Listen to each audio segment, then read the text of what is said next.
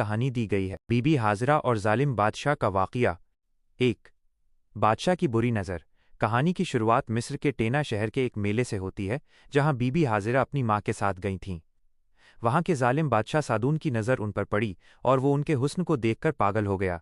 उसने अपने वजीर इमरान को हुक्म दिया कि वो 7 दिनों के भीतर उस लड़की को उसके पास लाए, वरना उसे मार दिया जाएगा। 014। 2।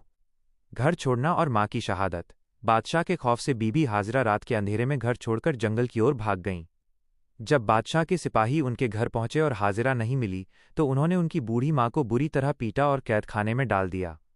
भूख, प्यास और जख्मों की वजह से उनकी मां वहीं शहीद हो गईं। 316। 3। जंगल की मुश्किलें और गिरफ्तारी। बीबी हाजिरा कई दिनों तक जंगल में भूखी प्यासी भटकती रहीं और पेड़ के पत्ते खाकर गुजारा किया। अंत में सिपाहियों ने उन्हें ढूंढ लिया।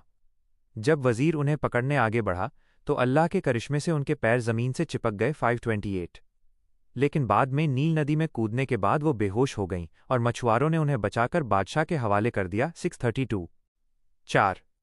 अल्लाह की हिफाजत और बादशाह का अंधा होना। बादशाह ने उन्हें अपने खास महल बाला खाना में कैद कर लिया।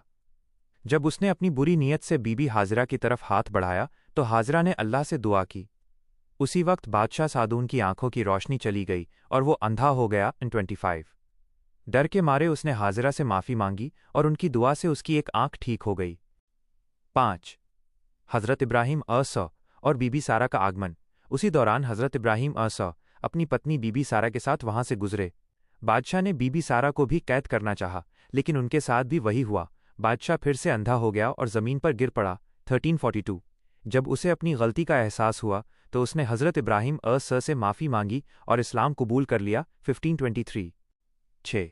नया सफ़र। बादशाह ने अपनी तौबा के बाद बीबी हाजिरा को भी आज़ाद कर दिया। चूंकि वो उनकी पवित्रता से बहुत प्रभावित था, उसने हाजिरा की जिम्मेदारी हज़रत इब्राहिम और बीबी सारा को सौंप दी। 1634। इसके बाद इब्राहिम बीबी सारा और बीबी हाजिरा को लेकर यरूशलेम की तरफ रवाना हो गए। 1655। ये कहानी हमें सिखाती है कि जो अल्लाह पर भरोसा करता है और अपनी पवित्रता की रक्षा करता है, अल्लाह कठिन से कठिन समय में भी उसकी मदद फरमाता है। आप इस वीडियो को यहाँ देख सकते हैं।